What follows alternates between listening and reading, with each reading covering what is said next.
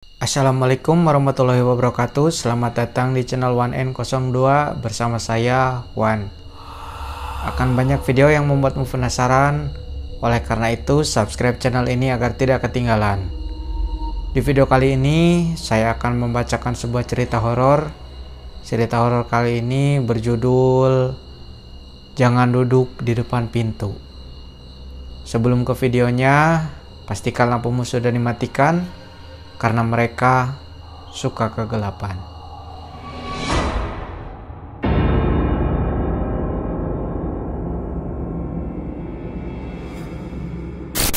Mitos bilang, perempuan yang suka duduk di depan pintu akan susah jodoh. Tapi tidak pernah ada yang bilang bahwa jodohnya justru direnggut oleh arwah perempuan lain yang masih menunggu. Ini bukan sekedar cerita. Ini tentang sosok yang menolak dilupakan dan tentang seseorang gadis yang tanpa sadar duduk di kursi miliknya. Namaku Dinar, 29 tahun, seorang guru les privat yang hidup sederhana di kota kecil Temanggung. Hidupku tenang, tapi terasa stagnan. Sudah berapa kali dekat dengan laki-laki, tapi semuanya berakhir tanpa alasan. Entah kenapa, mereka selalu menjauh. Padahal awalnya mereka yang mendekat.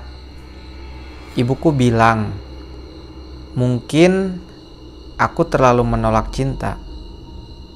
Tapi aku tahu ada yang lebih dari itu. Setelah ayah meninggal, aku dan ibu pindah ke rumah tua milik keluarga di desa.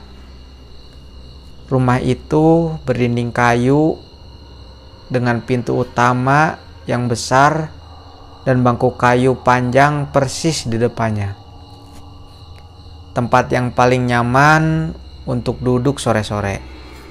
Sejak kecil, aku suka duduk di situ, menyeruput teh, mendengarkan angin, daun pisang, sambil menunggu matahari tenggelam.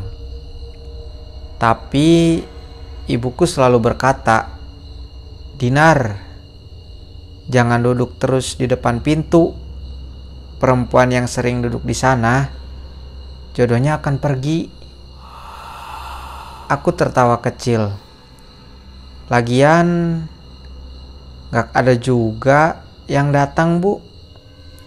Tapi kalimat itu aku sesali kemudian.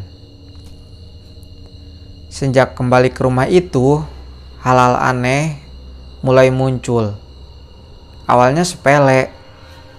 Setiap kali aku duduk di bangku itu, angin mendadak kencang.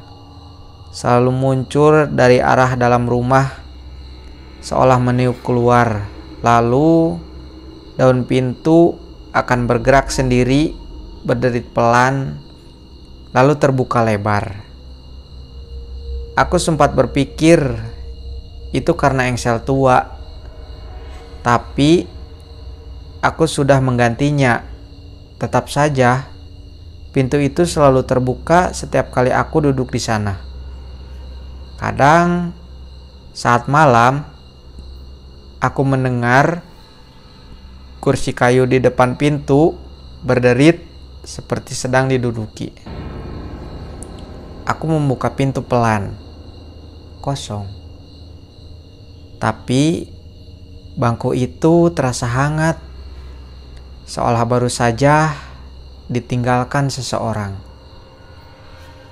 Selama seminggu penuh, aku mengalami mimpi yang sama. Aku berdiri di pelaminan, tapi sendirian. Orang-orang menatapku iba. Musik gamelan berhenti. Lampu padam. Lalu suara ibuku menangis sambil memelukku berkata, "Maaf Dinar, dia nggak datang." Aku menangis, tapi dari kejauhan aku melihat sosok perempuan duduk di depan pintu rumah, mengenakan kebaya pengantin. Wajahnya menghadap ke bawah, rambutnya panjang basah, dan darah menetes dari bagian dada. Ketika aku mendekat, ia menoleh perlahan. Wajahnya adalah wajahku sendiri. Aku bercerita pada ibuku tentang semua kejadian. Ia terdiam lama lalu berkata, "Rumah ini dulu pernah ditempati seseorang gadis bernama Ratmi, calon pengantin, tapi tunangannya meninggal seminggu sebelum akad kecelakaan. Ratmi patah hati, dan setiap sore dia duduk di depan pintu rumah menunggu sampai suatu hari ia ditemukan tewas gantung diri di depan rumah itu. Sejak saat itu, perempuan manapun yang duduk terlalu sering di situ akan mengalami nasib yang sama.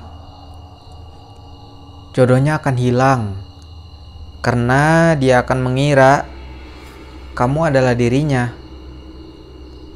Aku terdiam. Sore itu aku sengaja duduk kembali di bangku itu untuk membuktikannya, tapi berbeda dari sebelumnya. Aku merasa ada yang duduk di sebelahku. Kursi berderit, dingin menjalar dari paha ke tengkuk. Saat aku menoleh, tak ada siapa-siapa. Tapi di lantai dekat bangku ada setangkai bunga melati basah. Malam Jumat Kliwon, hujan turun sejak sore. Ibuku tidur lebih awal. Aku hanya sendiri di ruang tamu, menatap pintu yang berderit pelan-pelan terbuka dengan sendirinya. Dan di luar sana, kursi itu sudah ada yang duduki. Seorang perempuan dengan kebaya putih dan rambut panjang menutupi wajah. Ia duduk diam, menghadap lurus ke jalan gelap, dan perlahan ia menoleh. Wajahnya pucat, matanya cekung, bibirnya hitam. "Dinar, aku sudah menunggu. Kita sama." Tiba-tiba aku tidak bisa bergerak. Suara di telingaku berbisik, "Kamu sudah menggantikanku. Sekarang kamu tunggu sendirian seperti aku." Ibuku memanggil seorang dukun bernama Mbah Kromo. Ia mengikatkan benang merah di pergelangan tanganku dan menanam bunga 7 rupa di depan rumah, lalu berkata, "Dia belum pergi karena pintu itu belum ditutup." Malam itu dilakukan ritual. Saat jam menunjukkan 3:03 pagi, suara gamelan mengalun sendiri dari dalam rumah. Suara tangisan perempuan menggema dari arah bangku depan.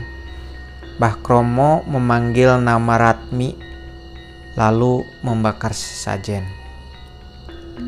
"Pulanglah, Ratmi. Dia bukan kamu, jodohmu, bukan miliknya." Sosok itu muncul perlahan, berdiri di depan pintu, menatapku tanpa berkedip. Kalau begitu, biarkan dia yang menungguku di dunia ini. Angin menerjang, api padam, dan sosok itu lenyap dalam kabut putih yang menyelimuti rumah.